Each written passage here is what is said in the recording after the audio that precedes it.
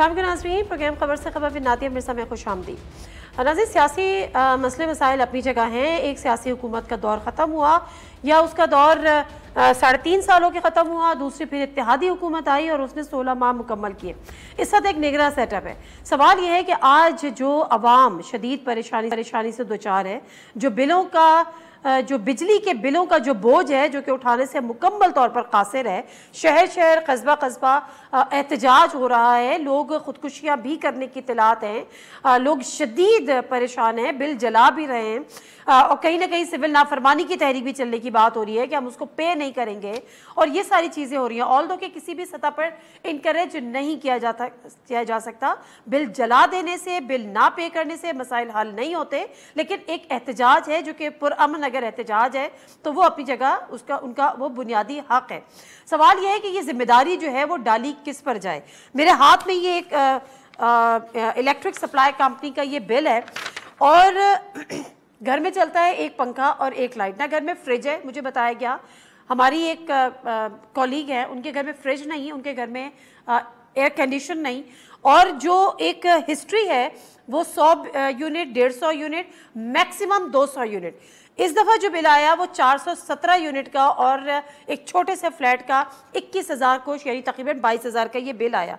अब वो मुझसे पूछ रहे थे कि हम ये बिल किस तरह से जमा कराएं और ये कब इसकी रीडिंग हुई है, ये कितने दिन की रीडिंग है, क्योंकि कल हमें ये भी पता चला कि ये 45 दिनों की भी रीडिंग हो रही है और ये किस हिसाब से हो रही है कुछ पता नहीं है। ऑल दो कि अब इस पर एक एक्शन तो लिया गया है, एक्शन इन अ सेंस के वज़ीर आज़म ने नोटिस लिया है, नॉट एक्शन, और उन्होंने कल वज़ीर आज़म हाउस में एक इजलास भी तलब किया है और आज हमने एक इंफॉर्मेशन मिनिस्टर की वीडियो लिंक पे, जूम लिंक पे उनकी एक ब्रीफिंग भी हमने अटेंड की।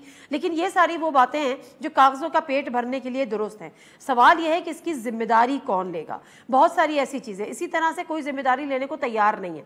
बिल्कुल उसी तरह से जो हमारे केयर टेकर प्राइम मिनिस्टर हैं वो कहते हैं कि जी हम इसको इंकरेज करते हैं कि अगर मुल्क में ब्रेन ड्रेन हो रहा है, और वो आज ये कह रहे थे कि ट्रोलिंग हो रही है। कुछ दिन पहले यानी 2 दिन कबल उनका एक स्टेटमेंट जिसकी भरपूर तरीके से हकीकतन सोशल मीडिया पे बहुत वायरल भी हुआ। 2 दिन कबल वो क्या कह रहे थे केयर टेकर प्राइम मिनिस्टर, क्योंकि हमारे जो हालात हैं नामुनासिब हैं आवाम के लिए, वो कहते हैं कि अगर मुल्क से जा रहे हैं तो क्या हुआ, क्या कह रहे थे ये ज़रा सुनते हैं। 2 दिन कबल 25 करोड़ लोगों का मुल्क, 25 करोड़ लोगों की एनर्जी, 25 करोड़ रूहें और बदन, ये मायूस है। किसी से मैं पूछूं, कहते हैं जी लोग मुल्क छोड़ के जा, तो क्या हो गया अगर मुल्क लोग छोड़ के जा? हिंदुस्तान से लोग नहीं गए। 1960 की दिहाई में इंडियंस लेफ्ट और फॉर वेस्टर्न हेमिस्फीयर, तो उसको ब्रेन ड्रेन का नाम दिया। 35-40 साल बाद वही लोग ब्रेन एसेट के तौर पर रिटर्न हो। तो हम क्यों हर चीज को मनफी अंदाज में ले? वो कोई खाकम बदहन कोई इस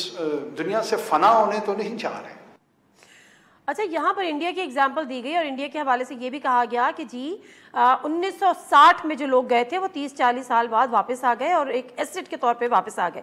क्या हमारे यहाँ जो 1960 में, 1970 में, उससे भी पहले या उसके बाद जितने लोग मुल्क से बाहर गए, आज हमने उनको वो मौक़े और वो फ़िज़ा फराहम की है इस मुल्क ने कि वो मुल्क में आकर खिदमत दें। हम आज तक जाने को प्रमोट कर रहे हैं और हम आज उनको कह रहे हैं कि जी ठीक है, तो क्या हुआ अगर जा रहे हैं? मुल्क का एसेट जा रहा है, मुल्क के इंटेलिजेंस जा रहे हैं, मुल्क के प्रोफेशनल्स जा रहे हैं और हम कह रहे हैं कि क्या हो गया जा रहे हैं। वैसे ही हमारे यहाँ जो तालीम का निज़ाम है वो हमें और आपको सबको पता है। एक बेहतर तालीम तक एक्सेस कितने लोगों की होती है वो भी हमें पता है, और उस मिनिमम प्रोफेशनल्स में से, उसमें से भी अगर लोग जा रहे हैं तो हम कह रहे हैं हमें क्या हो गया। यहाँ पे बात ख़त्म नहीं हुई। आज फिर जो हार्वर्ड यूनिवर्सिटी के कुछ स्टूडेंट्स के साथ जब उनकी मीटिंग हुई तो उन्होंने अपनी इस बात को दोहराया और इस पे ये भी कहा कि उनकी ट्रोलिंग हो रही थी। आज वो क्या कह रहे थे ये भी ज़रा सुनिएगा। I'm being trolled on Twitter for last 48 hours on one of the comment which was incomplete, which I exactly tried to explain this phenomenon. The people who choose to remain either in United States of America or in Europe or in Australia, anywhere in Western Hemisphere mostly, they go there, they contribute positively to their host societies, they become the bread earners to their families, and indirectly we benefit from their remittances. So I hardly see it in negative terms when the young people are going towards the Western Hemisphere, trying to grab opportunity over there. Why do I have to take it as a challenge? I think so I should be encouraging it. I should be promoting it. I should be supporting it. Pakistan में youth 64% है, उसमें से अगर professionals और highly educated लोग, जिसमें doctors भी हैं, जिसमें इंजीनियर्स भी हैं, जिसमें टीचर्स भी हैं, पैरामेडिकल स्टाफ भी है, आईटी प्रोफेशनल्स भी हैं, और ये सारे जो मिनिमम एक हमारा ऑलरेडी जो एक पूल है उसमें से भी निकल के अगर चले जाएंगे तो उसको हमारे केयर टेकर प्राइम मिनिस्टर बजाय रोकने के, बजाय बेहतर उनको इन्वायरमेंट देने के, बजाय उसको ये बात कहने के कि जी हम उनको अपॉर्चुनिटीज़ देंगे और हम कोशिश करेंगे कि ये जो क्लास है ये हमारे मुल्क को सर्व करे, हमें इनकी ज़रूरत है, ना कि हम उसको इनकरेज करें कि जी आप बाहर मुल्क में जाएं, उसमें कोई हार्म नहीं है। जावेद जब्बार साहब साबिक़ सेनेटर भी हैं, सीनियर पॉलिटिशियन भी रहे हैं, अपना एनालिस्ट भी हैं, दानिश्वर भी हैं, उन्होंने हमें यहाँ पर ज्वाइन किया। ज़रा उनसे उनकी राय की रिक्वेस्ट करूँगी। अस्सलाम वालेकुम जावेद जब्बार साहब।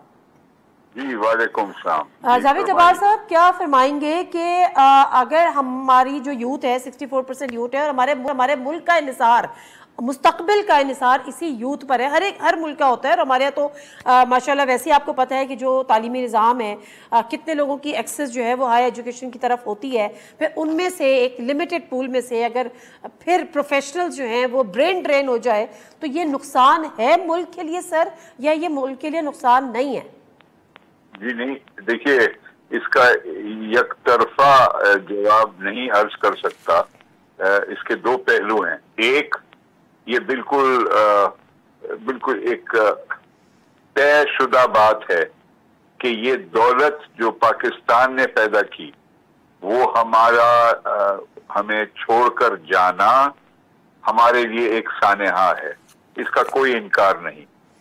लेकिन उसके साथ फिर एक और बात आती है सामने कि इस वक्त निगरान हुकूमत हो या कोई और हुकूमत हो, इस वक्त जो हमारी मईशत का हाल है, जो ऑफिशियल मईशत है, वो ऐसी कैफियत में है कि उसे ये इन सारी तादाद जो है, हजारों लाखों की तादाद में जो नौजवान बेरोजगार हैं, उनको मुलाजिमत के मौके नहीं फराहम कर सकती।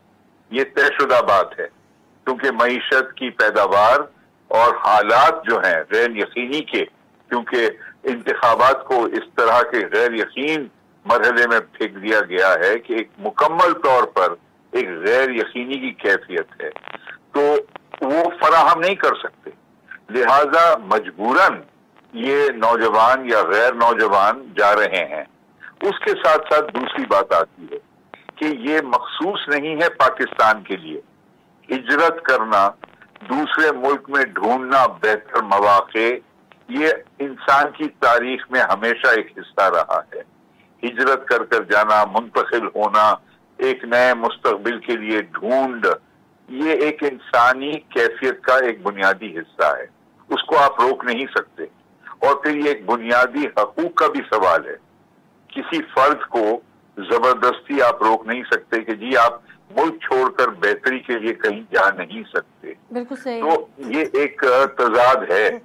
लेकिन मैं हतमी तौर पर अर्ज करूंगा कि अव्वलीन हमारी कोशिश होनी चाहिए कि हमारे आला तालीम का जो मेयार है, क्योंकि वो खुद बड़ा खत्ता है, नाकाफी है, गैर मेयारी है, तो मुश्किल से जो हमारे हजारों की तादाद में कुछ नौजवानों ने महारत हासिल की है, काबिलियत हासिल की है, उनको फराहम करना मौके, यहाँ पर एक अव्वलीन एक फर्ज बनता है हुकूमत का भी और गैर हुकूमती शोबों का।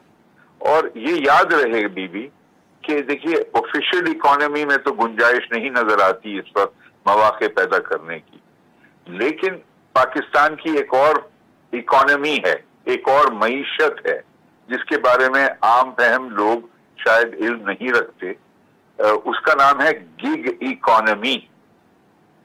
गिग इकोनॉमी के एतबार से जिसमें लोग ऑनलाइन काम करते हैं, घर बैठे काम करते हैं, या गैर रस्मी तौर पर कुछ ऐसे काम करते हैं जिनका ऑफिशियल डॉक्यूमेंटेशन नहीं होता, लेकिन उसमें आमदनी पाई जाती है, रोजगार हासिल होता है।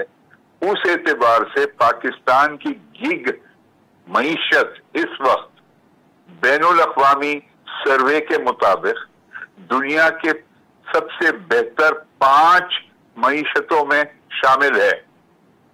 ये एक बड़ी दिलचस्प बात है पाकिस्तान के बारे में कि ऑफिशियल जो हमारी रस्मी मईशत है वो बहुत ही बदतर हाल में है, अर्जेंटीना के साथ और कुछ हद तक कई अफ्रीका के ममालिक के साथ, कुछ मशरकी यूरोप के ममालिक के साथ बहुत बहरान का शिकार है।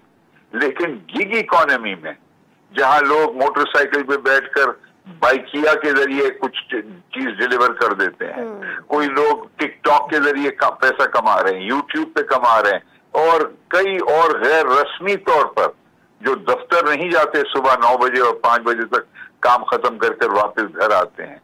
ऐसी तादाद पाकिस्तान में लाखों अफराद पर मुश्तमिल है और वो हमारी गिग इकोनॉमी के जरिए अपने आप को जिंदा रख रहे हैं माशाल्लाह, और अपने खानदान की जरूरियात को पूरा कर रहे हैं। बिल्कुल ठीक है, बिल्कुल ठीक। इस पर कोई जनरल रिपोर्टिंग नहीं होती, लेकिन शायद इसी वजह से अभी तक माशाल्लाह हम हरकत में मौजूद हैं। ठीक है, thank you very much Javed Abbas साहब आपकी राय का, और बिल्कुल दुरुस्त बात कि हम किसी को रोक तो नहीं सकते, किसी को हम पाबंदी भी नहीं लगा सकते, लेकिन हम उसको कम से कम इनकरेज ना करें, कम से कम आप ये बॉदर तो करें, कम से कम आप इस चीज़ की रियलाइजेशन तो हो कि चूंकि हम उनको एक बेहतर इन्वायरमेंट नहीं दे सक रहे, क्योंकि हम उनको अपॉर्चुनिटीज़ नहीं दे सक रहे, तो हम चाहते हैं कि ये नौजवान नस्ल जो कि काबिल है, टैलेंटेड है, स्किल्ड है, प्रोफेशनल्स हैं, हम चाहते हैं कि वो रुकें, पाकिस्तान में रुकें, पाकिस्तान को सर्व करें। पाकिस्तान का मुस्तकबिल उनके ऊपर डिपेंड करता है, लेकिन हमारी मजबूरी है, हमारे हालात ऐसे हैं, कम से कम ये एक्सेप्टेंस होनी चाहिए, ये रियलाइजेशन होनी चाहिए, ना कि हम उनको इनकरेज करें कि जी आप जाएं और फिर मुल्क कौन चलाएगा। ये एक बड़ा अहम सवाल है। प्रोग्राम में आगे बढ़ेंगे, हमें जो है वो बड़ी चीज़ों पे एक तो ये जो बिलों का मसला है और उसके साथ साथ महंगाई का मसला है, अवाम का सर्वाइवल मुश्किल हो गया। एक होता था ना गुजर बसर मुश्किल हो गई है, अब आवाम की बका ज़िंदगी मुश्किल हो गई है। लोग अपने बच्चों को मारने पे मजबूर हैं। एक ज़माने में हमने देखा था लोग अपने बच्चों को बेच रहे थे, अपने गुर्दे बेच रहे थे। एक दफ़ा फिर हालात वही हैं कि लोग रो रहे हैं सड़कों पर खड़े हुए कि वो अगर अपनी आमदनी का 1/4 हिस्सा या 1/3 हिस्सा जो है वो कहाँ से बिजली के बिलों में दे दे, तो फिर वो खाएंगे क्या और वो बच्चों को पढ़ाएंगे क्या। मैं ब्रेक ले लेती हूँ, ब्रेक से वापस आती हूँ, ज़रा उस पर भी बात करेंगे। एक दफ़ा फिर नून लीग और पीपल्स पार्टी आमने सामने हैं इंतखाबात की तारीख को लेकर। पीपल्स पार्टी का कहना यह है कि हमें काउंसिल ऑफ कॉमन इंटरेस्ट के वह ये यकीन दहानी कराई गई थी कि इससे इलेक्शंस पे कोई फ़र्क नहीं पड़ेगा। नून लीग का कहना यह है ऐसा कुछ भी नहीं हुआ था, उनको अच्छी तरह से कौन पॉलिटिकल स्कोरिंग कर रहा है। ब्रेक लेते हैं, ब्रेक के बाद वापस आएंगे तो सेनेटर शहादत अवान साहब पीपल्स पार्टी के सीनियर रहनुमा, साबिक वज़ीर मुमलिकत बराए कानून, सेनेटर जावेद अब्बासी साहब PMLN के सीनियर रहनुमा GDA, सायरा बानो साहब हमारे साथ होंगी। वापस आते हैं प्रोग्राम में एक दफ़ा फिर आपको खुशामदीद कहते हैं, और हमारे साथ इस वक्त मौजूद हैं शहादत अवान साहब, सेनेटर शहादत अवान साहब, सेनेटर जावेद अब्बासी साहब और सायरा बानो साहबा। ये तीनों मेहमानों का बहुत बहुत शुक्रिया प्रोग्राम में शामिल होने के लिए। और आबिद शेर अली साहब जो कि नून लीग के बड़े सीनियर रहनुमा हैं, वो आज एक प्रेस कॉन्फ्रेंस कर रहे थे। मैं चाहती हूँ कि उधर तीनों जो बड़े मेहमान हैं वो भी उसको सुने, क्योंकि यहाँ मुझे समझ में ये नहीं आ रहा था कि शायर मुखातिब किससे है। वो क्रिटिसाइज भी कर रहे हैं लेकिन जिम्मेदारी लेने को तैयार नहीं है, या तो उनको इल्म में नहीं है या वो ये भूल गए हैं कि ये 16 माह आप ही की हुकूमत थी, वज़ीर तवानाई आप ही के पार्टी का था, वज़ीर आज़म आपकी अपनी जमात के थे, आपकी अपनी जमात के सदर थे, लेकिन वो शायर यहाँ पे किससे मुखातिब है, ये मैं सवाल ज़रा पूछूंगी। पहले से आबिद शेर अली साहब की वो प्रेस कॉन्फ्रेंस का एक क्लिप देख लेते हैं। 2 पंखे चलाने वाले और 1 मोटर चलाने वाले को 35,000 बिल आया। अभी खुदा ना खास्ता गैस का भी बिल आ रहा है, गरीब लोगों पे छुरी चलेगी, 4-5 हजार रुपया बिल आएगा। उसके अलावा खाना पीना है, अपनी माँ बाप का इलाज करवाना है, कहाँ से देंगे वो पैसे? जो टैक्सेस लगाए हैं उनको फिलफौर वापस लिया जाए। अभी भी वक्त है कि होश के नाखून लें। जो वापडा के मुलाजमीन है, सबसे बड़े तो डाकू और चोर ये जो 42 दिनों का उन्होंने बिल भेजा, अब पंखा भी ना चलाए गरीब आदमी। आप अपने दफ्तरों के AC बंद करके लोगों को रिलीफ दें। नहीं है पैसे अब लोगों के पास, नहीं लोगों की हिम्मत रही, नहीं लोगों को हम अनरेस्ट से रोक सकते, सिविल वॉर से नहीं रोक सकेंगे आप, फिर आप दांतों में उंगलियां चबाएंगे। बड़ी अच्छी सियासी गुफ्तगू थी, एक अच्छी सियासी तकरीर थी, लेकिन अगेन शायर किससे मुखातिब था? खुद आपकी हुकूमत थी, आपकी हुकूमत के बाद ये हाल हुआ है, तो आप किसको ये इल्ज़ाम दे रहे हैं? प्रोग्राम का बाकायदा आगाज़ करने से पहले वो कोई क्वेश्चन जो अपने गेस्ट से मुझे पूछने हैं वो अपने नाज़रीन के सामने रख देती हूँ। सवाल नंबर 1, बिजली के भारी भरकम बिलों पर अवाम का पारा हाई, दिन ब दिन शहर शहर बढ़ता हुआ एहतजाज, सियासी जमातें अवामी गज़ब का सामना करने को नहीं तैयार, निगरां वज़ीर आज़म ने कल हंगामी इजलास भी तलब कर लिया, मलबा किस पर गिरेगा, निगरां या साबका इत्तेहादी हुकूमत पर? सवाल नंबर 2, आम इंतखाबात में ताखीर का मामला, पीपल्स पार्टी और नून लीग आमने सामने, नई मरदमशुमारी नोटिफाई करते वक्त ये यकीनी दहानी करवाई गई थी या नहीं? अवामी अदालत में जाने से पहले हक़ाइक़ कौन छुपा रहा है? और आखिरी सवाल कि एक जानिब नून लीग महंगाई का जिम्मा अपने सर लेने को नहीं तैयार, तो दूसरी जानिब अवामी हुकूमत में जाने के लिए नून लीग की इंतखाबी हिकमत अमली पर सोचो विचार, मुसालहाना के बजाय जारहाना अंदाज अपनाने का फैसला क्या अवाम एतबार करेगी? शादत अवान साहब, ज़रा मैं अगर आपसे बात का आगाज़ कर लूँ, वैसे तो डेफिनेटली आप सीनियर लॉयर भी हैं, प्लस साबिक़ वज़ीर मुमलिकत बराए क़ानून भी हैं, लेकिन उससे हटकर आप एक सियासतदान भी हैं और अवाम के नुमाइंदे भी हैं। ये जो महंगाई का हाल है और ये उसके साथ साथ ये जो बिलों की जायद बिलों की जो शिकायत है, लोग एहतजाज कर रहे हैं, लोग अपने घरों से बाहर निकले हैं, बिजली के बिल जला रहे हैं, इसकी जिम्मेदारी कोई लेने को तैयार नहीं है। शाबिद शेर अली साहब बरस रहे थे, गरज रहे थे, किस पर ये मुझे नहीं पता। सर, इसकी कोई जिम्मेदारी लेगा? आपकी नज़र में कौन जिम्मेदार है? Madam thank you. पहले तो वैसे तो लेडीज़ फर्स्ट आपको मैडम सारा बानो से शुरू करना चाहिए था, लेकिन आपने मेहरबानी की कि पहली बात तो ये इनकी मौजूदगी में कुछ बोलना जो है वो मैं सोच रहा हूँ क्या मैं कहूँ, लेकिन आपने अच्छा बर्निंग जो है ना वो इशू जो है स्टार्ट किया है। पहली बात तो ये है कि ये 10-15 दिन जो केयर टेकर गवर्नमेंट आई है उसके दौरान तो ये इशू नहीं हुआ कि हम कहें जी कि 15 दिनों में ये सिचुएशन क्रिएट हो गई है। तो इसलिए केयर टेकर गवर्नमेंट इसके लिए जो स्टेप्स लेगी, तो केयर टेकर प्राइम मिनिस्टर साहब ने कल के लिए जो मीटिंग बुला ली है, तो यकीनी तौर पे इसके ऊपर डिलिब्रेशंस होगी, कुछ ना कुछ सोचा जाएगा। तो मैं ये कहता हूँ कि बिल्कुल ये आवाम का हक़ है कि आवाम आवाज़ बुलंद करें, एहतजाज जो है वो करें, लेकिन सबसे पहले हमें ये देखना होगा कि बिजली का बिल कैलकुलेट हम किस तरीके से करते हैं। तो ये आज से सिलसिला नहीं चल रहा है। फ्यूल की जो प्राइसेस होती हैं उसके ऊपर आपका जो है जनरल सेल टैक्स है, उसके पास आपका इनकम टैक्स है, उसके बाद और बहुत सी चीज़ें हैं, एडवांस इनकम टैक्स आपका जो उसके ऊपर लग रहा है। तो मेरा ख्याल ये है कि ये सब चीज़ें ओवरऑल खाली बिजली का बिल आप नहीं देख लें। मैं तो ये कहूँगा कि पोतों नवासों की जो मेरी ट्यूशन फ़ीस हैं वो भी इसी रेशो से बढ़ गई हैं। मुल्क में इन्फ्लेशन जिस सूरत हाल में बढ़ी है, तो कोई खाली ये नहीं है कि मैं कहूँ कि ये जो 16 महीनों में हो गया या पहले जो 3 साल 7 महीना 22 दिन की हुकूमत थी उसके दौरान हो गया। तो ये ओवरऑल एक ऐसा इशू है जिसमें हम तीनों जो आपके जो बैठे हुए हैं गेस्ट, मैं समझता हूँ कि हर बंदा इससे मुतासर होगा। लेकिन इसका हल क्या है? अब हमें ये सोचने का ये यकीनी तौर पे हम सब ने उसमें कंट्रीब्यूट किया है, इसमें कोई दूसरी दो राय नहीं है। लेकिन अगर आप ये देखें कि बिजली के जो बिल हैं या बिजली की जो प्रोडक्शन है उसके अगेंस्ट में बिजली कंपनीज़ को या गवर्नमेंट को उसमें कलेक्शन कितनी होती है, उसमें कुंडा चोरी जो है वो कितनी है, फ्री के यूनिट्स जो हैं वो कितनी जा रही है, लाइन लॉसेस जो हैं वो कितने हैं, बिल्कुल ये आप कहती हैं। लेकिन उसके बाद बताएं कि बिजली के ऊपर सेल टैक्स जो 1990 से आपने लगा के रखा हुआ है तो वो अब बराह रास्त आवाम के ऊपर जाता है। बहुत से लोग हमारे पास जो मुल्क में जो आप देख लें कि नॉन फाइलर कितने हैं, फाइलर कितने हैं, 5 से 7.5% जो है एडवांस इनकम टैक्स जो है वो भी जो है जिसके यहाँ यकीनी तौर पे एक पंखा चलता है, जिसकी सैलरी भी जो है उस ब्रैकेट में टैक्स में नहीं आती, तो उसके ऊपर भी वो टैक्सेस जा रहे हैं। तो मेरे ख्याल में ये एक इशू है, इसको सोचने की ज़रूरत है। तो सबसे बड़ी बात जो बात ये सामने आई है कि जिन लोगों को फ्री के यूनिट्स जाते हैं वो बिल नहीं देते हैं, तो फिर सबसे पहली बात तो ये उसको जो है ख़त्म करने की इस वक्त जो है आपको शिद्दत से जो है वो with all due respect sir, line losses का जो डालते हैं, ये लाइन लॉसेस की मद में टैक्सेस वो तमाम के तमाम लोगों से लेते हैं। लेकिन हमने कभी कोशिश ये नहीं की, जहां जहां हम कुंडा सिस्टम के अंबार देख रहे होते हैं वो आज भी उसी तरह से चल रहे हैं। कहीं हमने ये कोशिश नहीं की कि हम इस लीकेज को बंद करें और इस सिस्टम को बंद करें, लेकिन मसला वही है कि ये मामला इसी तरह से चल रहा था। लेकिन जावेद अब्बासी साहब, आपसे उम्मीदें इसलिए थी कि आपने हुकूमत लेते हुए ये कहा था कि जो पीटीआई की हुकूमत थी वो तबाही बर्बादी पे उसने कर दी, बारूदी सुरंगी बिछा के चले गए। हम आएंगे तो बेहतर करेंगे, हम आएंगे तो महंगाई कम करेंगे, हम आएंगे तो मुल्क में दूध और शहर की नदियाँ बहा देंगे। इसहाक डार साहब ने वापसी से पहले कहा था देखिए जी अभी तो मैंने वापस आने का सोचा ही था तो डॉलर कम हो गया।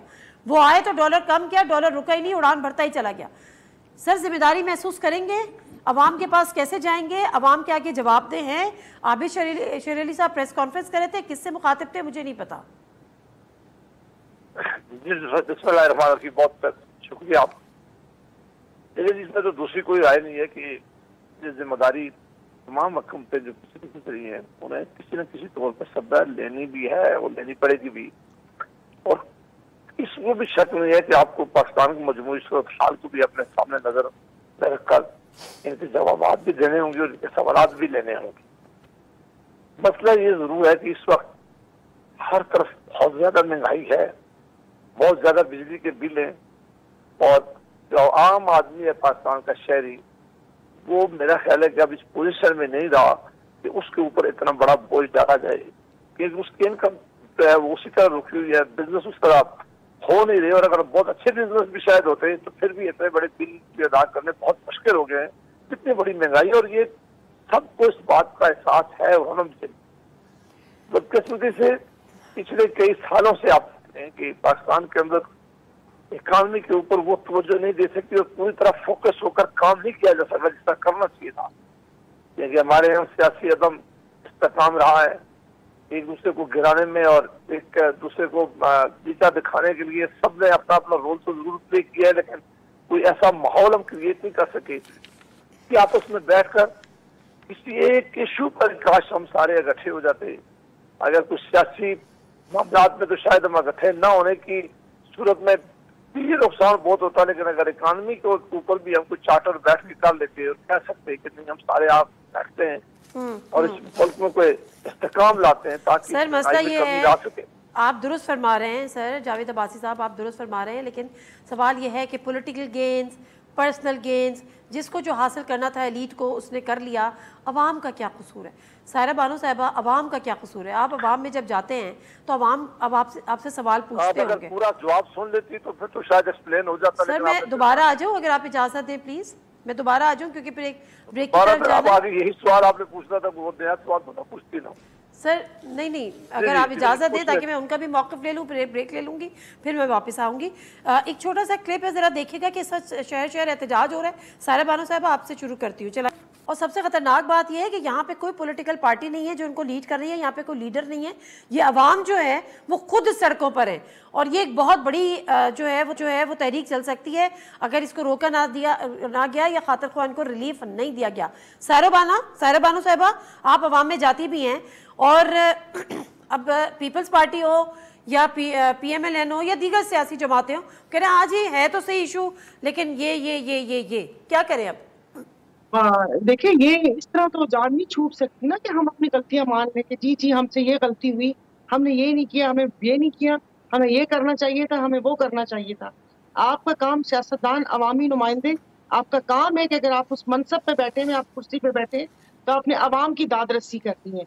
ये नहीं करना था कि कोई भी जमातें, मैं सबको कह रही, मैं सब जमातों को बोल रही हूँ कि पहले जो 3.5 साल का अरसा गुजरा वही बात है कि वो यही एक दूसरे के ऊपर जो भी सारा कुछ था, जिसने भी ट्रक की बत्ती के पीछे लगाया हुआ था और ये बताया था कि ये वाला बयानिया बनाना या ये काम करना है, उन्होंने वो किया। फिर पिछले 16 माह की जो हुकूमत, मैं तो जाहिर है अभी आई तो मुझे ये सारा कुछ देखा, 16 माह की हुकूमत में भी क्या किया, क्या उन्होंने अवाम के भी कोई काम किया? महंगाई का एहतजाज करते करते ये इस तरफ से उस तरफ आकर बैठे थे, इन लोगों ने हुकूमत ली थी, लेकिन अवाम को तो कुछ भी नहीं किया। आके जितने भी बिल पास हुए सब अपने किए और अवाम कहीं भी नहीं थी। हाँ, हमने आखिरी 9-10 महीनों में सब दिखाकर एस्टेब्लिशमेंट की आंख के तारे बनने की कोशिश की थी कि हर कोई अपने अच्छाइयां, जिस तरह नहीं होता कि मैं शायद उसको पसंद आ जाऊं, मैं उसको पसंद आ जाऊं, ये गेम थी कि उनका हाथ किसके सर पर होता है। मैं जो सुनती आई हूँ सोशल मीडिया पे, जो ट्वीट्स देखती हूँ, जो सारा कुछ देखती हूँ, मैं उसकी रोशनी में आपसे बात कर रही हूँ। अवाम तो कहीं भी नहीं थी, तो ये ऐसे थोड़ी जान छूट सकती है। अभी जैसे बात हुई कुंडा चोरी है ये वो। अब मैं अपने हेस्को की बात बताती हूँ। हेस्को में सियासी मुदाखलत पिछले 5 साल से पहले भी देखा मैंने और अभी भी मैंने देखा। चोरी ये खुद करवाते हैं। कुंडा, लाइन लॉसेस, भाई लाइन लॉसेस है तो उसका कोई हल तो होगा। फिर टाइम भी आपने का ब्रेक लेनी है तो जल्दी जल्दी मैं बोलती हूँ कि अभी जी निगरान वजीर आजम साहब ने कहा कि उन्होंने ले लिया। जाहिर है उनका कसूर नहीं, जो मुआहदे है वो पिछली हुकूमत करके गई है, वो पहले साइन करके गई है, मलबा इनके ऊपर गिरा। लेकिन जाहिर है आप इस मनसब पे बैठे हैं तो कुछ ना कुछ तो करना पड़ेगा। अभी ये छोटी सी न्यूज आई है मेरे पास कि भाई जिनके फ्री के बिजली के बिल यूनिट्स हैं अफसरान के, वो खत्म कर रहे हैं। उस मद में तनख्वाह में थोड़े से पैसे दिए जाएंगे। क्यों दिए जाएंगे तनख्वाह में से पैसे? क्या एक रेडी वाले रिक्शे वाले को कोई हम रिलीफ दे सकते हैं? क्या 80 यूनिट या 100 यूनिट वाले बिजली का बिल सकते हैं? जो इनको, जिनकी तो इधर उधर से भी आमदन होती है। मैं आराम से बात, मैं जो बाहर हाल देख कर आई हूँ, जो लोगों के फोन आए हैं, मैं खुद बिजली का बिल नहीं दे पा रही कि हम लोगों का बिजली का बिल, जाहिर है हैदराबाद घर, गांव घर, हम लोग पागल हो गए हैं कि खाएं क्या, पहने क्या, ओढ़े क्या और बिजली का बिल क्या दें। और ये यहाँ पर इनके फ्री के यूनिट्स इस किस्म की गुफ्तगू नहीं। आप चैनल उठा के देख लें। शुक्रिया आपका कि आपने इस महंगाई और बिजली पे बात कर ली, वरना लोगों का ये है कि 15 अक्टूबर को कौन आ रहा है, इलेक्शन कब हो रहे हैं, जज दिलावर कहाँ चला गया, जज ने ये करना नहीं करना। देखिए जो, हाँ बिल्कुल सही कह रही हैं आप, बिल्कुल सही कह रही हैं। मैं कह रही हूँ भाड़ में जाए साहब। मैं भूखी भी होंगी, मुझसे आप कोई बात करें मुल्क की तो मैं कहूंगी भाई पहले मुझे रोटी दे दो फिर बात करना। ये पता नहीं कहाँ से बिल्कुल सही कह रही है। ऐसे माहौल में मैं ब्रेक लेती हूँ। साहिरा बानो साहिबा बिल्कुल आप दुरुस्त फरमा रही हैं। ऐसे माहौल में इलेक्शंस तो एक इर चीज़ है, मतलब या तो ये कहे ना कि किस्मत पाकिस्तानियों की बदल जाएगी, अवाम की किस्मत बदल जाएगी, क्या हो जाएगा। लेकिन बहरहाल जाहिर सी बात है, एक आईनी है कि इलेक्शंस होने हैं, उस पर अलग एक बाम है, उस पर अलग पॉलिटिकल स्कोरिंग हो रही है। एक शख्स जिसकी 14,000 रुपये तनख्वाह है वो रो रहा है खड़ा हुआ 26,000 बिल आ गया, मैं क्या करूँ। ब्रेक ले लेते हैं, वापस आते हैं। जी नज़ीर, प्रोग्राम में एक दफ़ा फिर आपको खुशामदीद कहते हैं। और बात यही है कि ये एक इम्प्रेशन है जो कि शायद काफ़ी हद तक दुरुस्त भी है। शादत अवान साहब के जी जब ये हुकूमत आई, इत्तेहादी हुकूमत आई, आप लोग की हुकूमत आई, तो आप लोग की प्रायोरिटीज़ ये थी कि अपने केसेस माफ़ करवा लें, अपने नैब की कवानीन में तरमीम कर लें, नवाज शरीफ साहब के लिए जो कानूनी रुकावटें उनके आने में थी वो दूर कर दें। जाने से पहले भी जो बिल हुए, और एक बिल आपकी तरफ से पेश भी किया गया, मुझे याद है। उसके बाद जो है कि हुकूमत ने पुरतशद्दुद इंतहा पसंदी की रोकथाम के लिए 2023 ऑल्दो के वापस भी ले लिया। मैं सिर्फ आपसे जानना ये चाह रही हूँ, इस मौके का फ़ायदा उठाते हुए कि आप आज पहली दफ़ा मेरे प्रोग्राम में हैं सर। ये वजारत दाखिला का बिल था, वो बड़ा एक कॉन्ट्रोवर्शियल बिल था। फिर जब आपने पेश किया तो हमारे प्रोग्राम में जो पीपल्स पार्टी की एक शख्सियत आई, उन्होंने कहा आपको तो बस कह दिया था तो आपने पेश कर लिया, आपने तो पढ़ा भी नहीं, उसको वापस भी लेना पड़ा। ये क्या मामला था सर? जी मैं आपको बिल्कुल वजह तौर पर अच्छी बात है, आपने एक्सप्लेनेशन सीख ली है। देखिए बात ये, पार्लियामेंट के अंदर जो है ये दोनों मेरे पार्लियामेंटेरियन दोस्त बैठे हुए हैं, वहाँ एक तरीकाकार है कि वो गवर्नमेंट बिल था, गवर्नमेंट का बिल था। मिनिस्ट्री ऑफ इंटीरियर को जो राना सनाउल्लाह साहब जो हैं उनका बिल इंट्रोडक्शन के लिए आया, बिल्कुल जो है बिल्कुल बजा तौर पे आप बिल्कुल सही कह रही हैं। तो अभी वो बिल, वो आइटम नंबर 8 था, ग़ालिबन संडे का दिन था, 30 जुलाई की बात है। तो चूँकि मैं उस दिन जो है गवर्नमेंट को रिप्रेजेंट मैं कर रहा था, एक खाली राना सनाउल्लाह साहब के बिल नहीं है, उसमें जावेद मुर्तज़ा अब्बासी साहब है उनके बिल थे, ख्वाजा साद रफ़ीक साहब के बिल थे।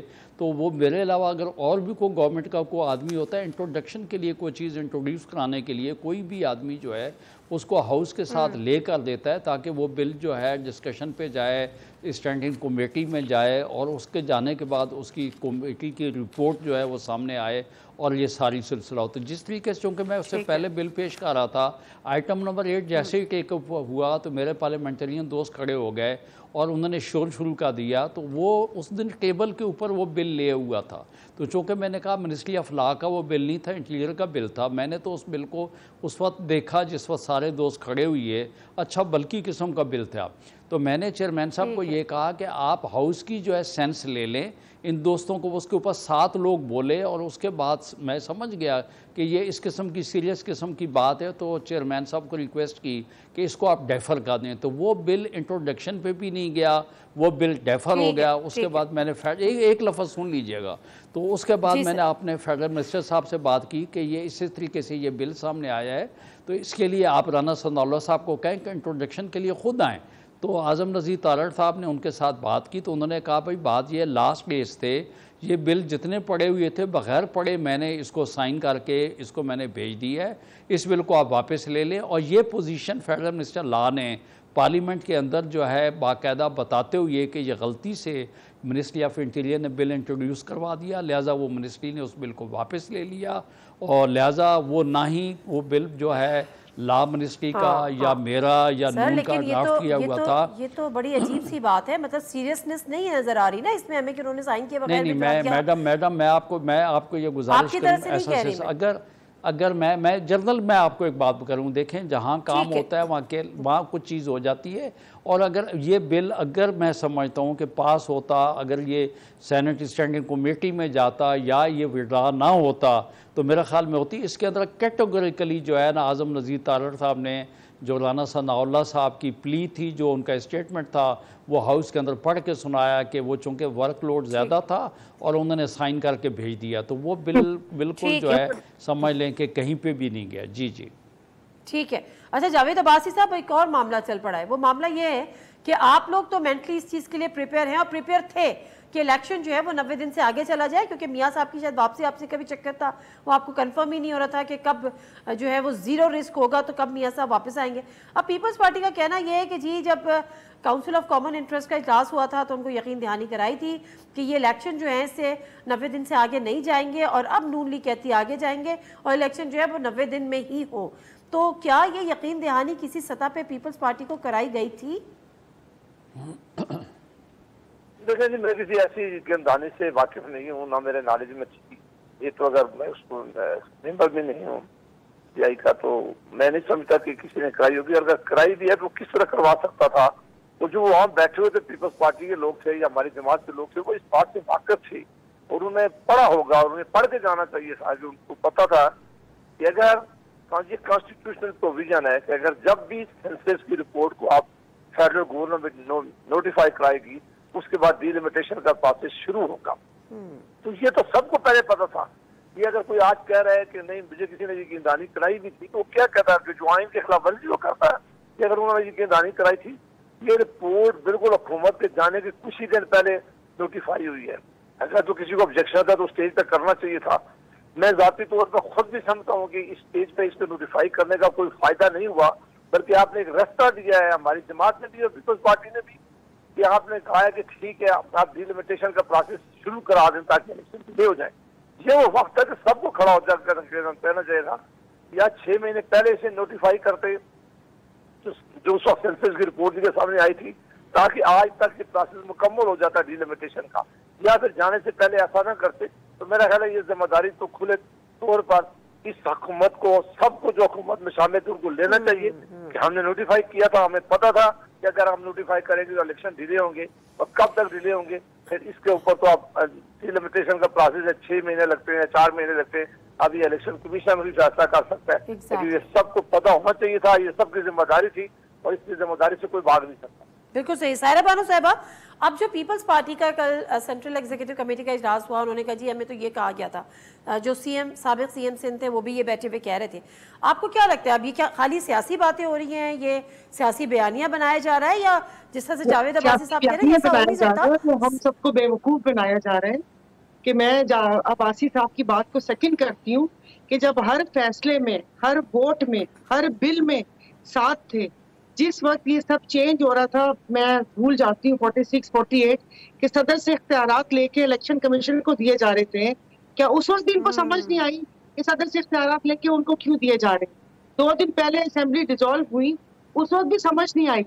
फिर जब सीसीआई का इजलास पहले नहीं बुलाया कि 2 सूबों में निगरान हुकूमत है, फिर उसके बाद आखिरी इन्होंने कोई सुकम ढूंढा कानूनी, उसके बाद वो सीसीआई का इजलास हुआ, तो उसमें मुराद अली शाह साहब खामोश क्यों थे?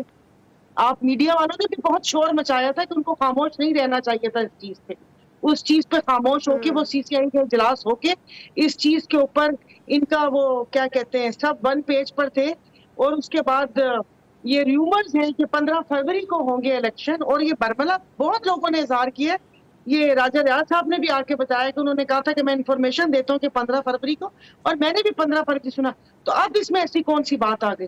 पहले जिस वक्त 2017 में भी मर्दमशुमारी हुई थी तब भी इन्होंने कहा था कि हम नहीं मानते तो क्यों आपका और मेरा पैसा हराम का है? मैं कह रही हूँ कि जो जमात नहीं मानती, जैसे वोटिंग में दोबारा रिकाउंटिंग होती है ना, वोट में खुद पैसे देने पड़ते हैं, तो फिर इनको पैसे भी खुद देने चाहिए। अब जो 25 अरब लगे उसको भी नहीं मान रहे, उसको एमक्यूएम नहीं मान रही। तो एमक्यूएम के कनपटी पे किसी ने पिस्टल रखी हुई थी कि आप में बैठे, आपके वोट से वो हुकूमत बनी हुई थी। किसने कहा था कि आप हुकूमत में बैठ के इक्तदार और वजारतों के मजे भी लें और उसके बाद में आप बैठ कर ये बातें करें? और अब जी इजलास हो रहे हैं और उसके ऊपर इनको आइन जमहूरियत की अलमबरदार बन गई है ये, और हम सबको बता रही है कि वो जमहूरी जमात है। क्यों पंजाब और केपी के पाकिस्तान के सूबे नहीं थे, या वो कर्नाटका के थे कि वहां पर जमहूरियत और वो क्या आइन वहां पर टूटा हुआ था, वहां पर गैर आईनी गैर कानूनी हुकूमत कायम है, तब कोई नहीं बोला। अब जब अपने पांव जले तो तब इनको ख्याल आया कि नहीं जी ये तो हम तो जमहूरी जमात है। नाज़रीन मुख्तसर सा ब्रेक, वापस आते हैं, हमारे साथ रहेगा। प्रोग्राम एक दफा फिर आपको खुशामदीद। आदत अबान साहब, एक प्रेस सबसे देखें आप जो भी कहें जमातें इत्तेहादी हुकूमत, जो एक प्रेसिडेंट सेट कर दिया खैबर पख्तूनख्वा, आइन तो टूटा ना, और इसी तरह से पंजाब में अब इसकी क्या जरूरत मेरी आप सुन लीजिएगा। मैं आपको मैडम बिल्कुल आपको मुझे अब सुनना पड़ेगा क्योंकि दोनों मेरे ये पार्लियामेंटेरियन कोलीग्स हैं, लेकिन मुझे चूँकि मैं एक एडवोकेट भी हूँ तो मैं आपको ये बात बताना चाहूँ कि शायद मेरे ख्याल में थोड़ी सी मिसअंडरस्टैंडिंग है। पहली बात तो ये कि डीलिमिटेशन जो है जिस पर्पज़ के लिए होती है उसको आप पेश नज़र रखें। आप तो पार्लियामान है नहीं कि अगर डीलिमिटेशन अगर होती है और सीट्स आपकी जो है आर्टिकल 51 के अंदर जो दी गई है वो ऊपर नीचे होनी होती, तब तो ये बात थी। अब इस बात को किसी और तरफ लेके जा रहे हैं। मैं कहता हूँ कि इलेक्शन हो या इलेक्शन ना हो, डीलिमिटेशन और इलेक्शन कमीशन का जो काम है कि वोटर लिस्ट को अपडेट करना, और हर सेंसस के बाद जो है डीलिमिटेशन होती है, और ये कह देना कि 5 अगस्त को क्यों, ये तो मैं अपनी छोटी बहन को ये याद करवाना चाहूँगा कि ये जब 17 के सेंसस के बाद 18 के इलेक्शन होने थे, उसमें आईनी अब तरमीम जो हो रही थी इसलिए हो रही थी ताकि 18 का इलेक्शन हो जाएं।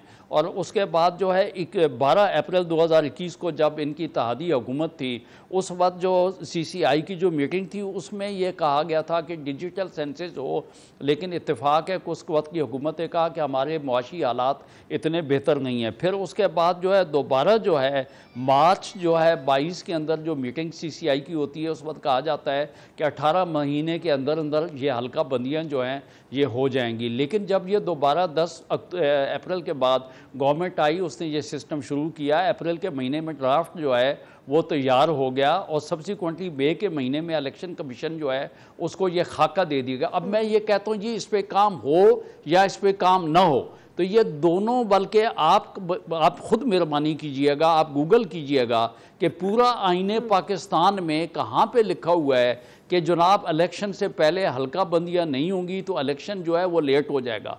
इलेक्शन कमीशन को अपना काम तो हमेशा करते रहने चाहिए ना, एक अदारा है, उन्होंने ये काम करना है, अगले इलेक्शन में हो जाएगा भाई। तो बात सिलसिला सूरत हाल ये है कि आपको इलेक्शन जो करवाने का 48 और सब 5 और उसके बाद 224 जो है उसमें जो टाइम फ्रेम है उसके अंदर देने का है। बाकी रह गया जी किसने एतराज़ किया किसने एतराज़ नहीं किया, ये वाली बात तो सिलसिला है। सेंसस को अगर हम रोकते तो कल आप कहते जी कि आप अपना शेयर जो है उसको आप ख़त्म करवाने के लिए, उसको लिंगर ऑन करने के लिए आप कर रहे हैं। भाई बात ये है हमारी रिजर्वेशन डिलिमिटेशन के ऊपर है, इलेक्शन के ऊपर नहीं है।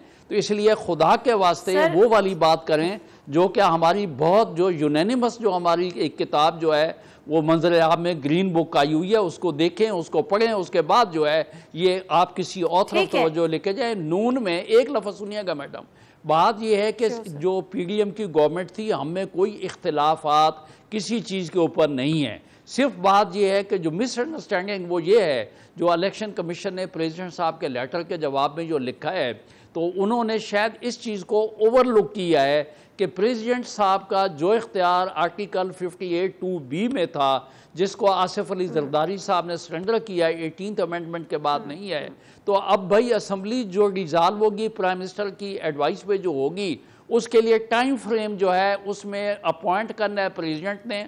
फिर एक जगह नहीं है, फिर आर्टिकल 224 में भी है कि भाई इलेक्शन अगर जो है पार्लियामान अपना इलेक्शन पूरा करेगी, डिज़ाल्व होगी, उसके बाद केयर टेकर गवर्नमेंट को भी 90 डेज़ के अंदर कराना। तो भाई बात ये है कि जितनी उसके अलावा जितनी लेजिस्लेशन होती है हमेशा आइन के सबऑर्डिनेट होती है, जिसके लिए मेरी बहन ने ये एक बात कही, जो इलेक्शन एक्ट जो है इनकी मर्जी से जो पास हुआ उसमें एक वर्ड ये भूल गई हैं, उसमें कैटेगोरिकली उसमें ओपनिंग वर्ड लिखा हुआ not with standing the constitution. ये उसका पहला वर्ड ये है कि अगर कोई चीज़ कॉन्स्टिट्यूशन में नहीं है, ये जो है ना सेक्शन 58 जो है इलेक्शन एक्ट 2017 की जो बात कर रहे हैं, उसका ओपनिंग वर्ड जो है ये लिखा हुआ नॉट विद स्टैंडिंग। मैं समझता हूँ कि सेनेटर जावेद अब्बासी साहब से बेहतर कोई पार्लियामेंटेरियन नहीं था। सबसे ज़्यादा बिल मैं देखता हूँ कि इन्होंने लेजिस्लेशन की है। तो अल्लाह के वास्ते एक बात मैं मैडम कर दूँ, मैं कहता हूँ कि जो चीज़ें इस मुल्क और कौम को जो करनी है उनके लिए करें। भाई बात ये, जैसे आज जो है जिस तरीके से जो हमारे जो ट्रेडर्स हैं जो एजुकेशन कर रहे हैं, आवाम कर रहे हैं, मैं समझता हूँ कि हर बंदा, हम तीनों बैठे हुए हैं, हम तीनों को ग्रीवांस है। तो मैं ये कहता हूँ न जाने वाले ने गलत किया जिसका हिस्सा कोई और था, या जाने वाले का हिस्सा हम थे। मैं कहते हूँ इलेक्शन कराएं, जो लोग आएँ वो आवाम के लिए को मुदावा करें, उनके लिए को रास्ता करें। नॉन इश्यूज़ में खुदा के लिए हम वक्त ज़ाया ना करें, हम मुल्क को बनाने के लिए, अपनी पाकिस्तान ज़मीन को बचाने के लिए जावेद अब्बासी साहब के पास जाना है।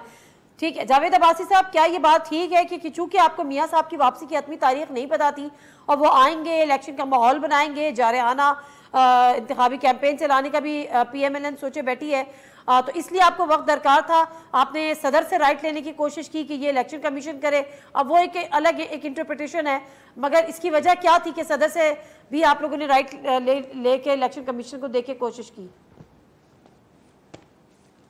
नहीं, मेरा तो शायद किसी थी ना ये ऐसी सोच थी, ना मैं ऐसी सोच सकता हूँ। इस बात से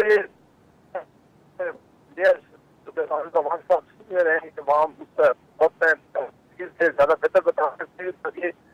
इलेक्शन एक्ट में करके ये अख्तियार इलेक्शन कमीशन को दे दिए, तो वहाँ इन्होंने कोई डिस्कशन की होगी, क्योंकि यहाँ वो बैठे हुए हैं तो ज्यादा इस बात का पता होगा कि ये क्या वजूहत थी कि इलेक्शन एक्ट में खुद हुकूमत करना चाह रही थी, किसी के कहने पे किए। लेकिन उस वक्त भी ये लगता था, मुझे उस वक्त भी खदशा था कि अगर ये अख्तियार सिर्फ इलेक्शन कमीशन को दे दिया गया है तो फिर इलेक्शन कमीशन के पास क्योंकि सारे अख्तियार जाने हैं तो वो फिर अपनी मर्जी से फैसला करते हैं।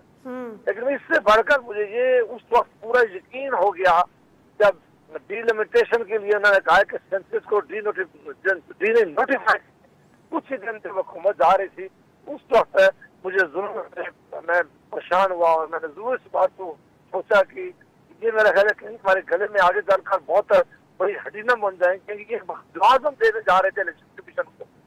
तो ये सादत अमान साहब ने बिल्कुल ठीक कहा कि कॉन्स्टिट्यूशन की इस वक्त 3 प्रोविजन है, तो तीनों इस वक्त एप्लीकेबल है। अब आप इस पर कौन फैसला करेगा, ये फैसला एकदम फिर क्योंकि सुप्रीम कोर्ट ऑफ पाकिस्तान में जाएगा। एक ये है कि जो ही अगर असेंबली डिसॉल्व होती है तो 90 डेज के अंदर अंदर इलेक्शन होंगे।